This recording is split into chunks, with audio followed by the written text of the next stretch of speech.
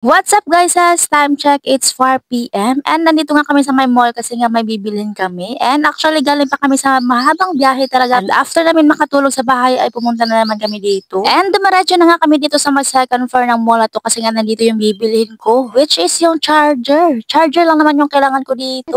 Eto nga nakapili na nga kami ng store na pagbibilhan. Paano ba naman kasi pagpasok namin dito ay talagang madaming sumasalubong sa amin na kesyo doon daw sa kanila bumili o sino hindi malilito dyan. Charger na nga lang bibilin ay malilito ka pa. Si Julius na nga lang yung pinakausap ko dyan sa tendera. Ay, grabe naman yung tendera, parang tindahan lang.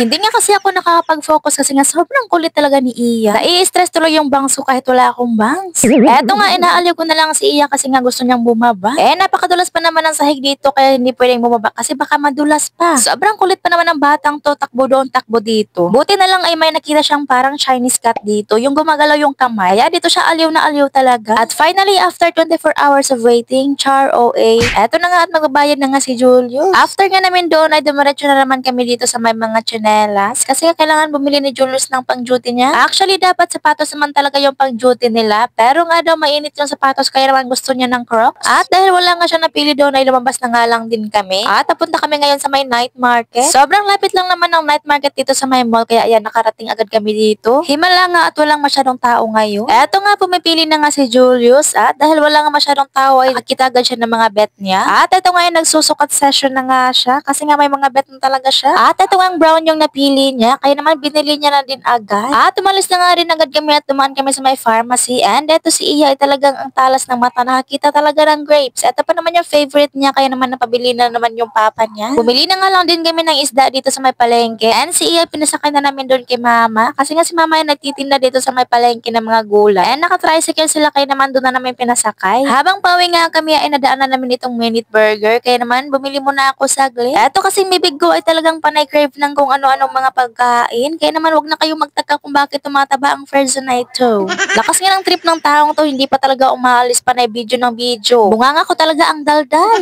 After nga namin dito ay umuwi na nga din agad kami kasi yung isda ay talagang mapapanis na.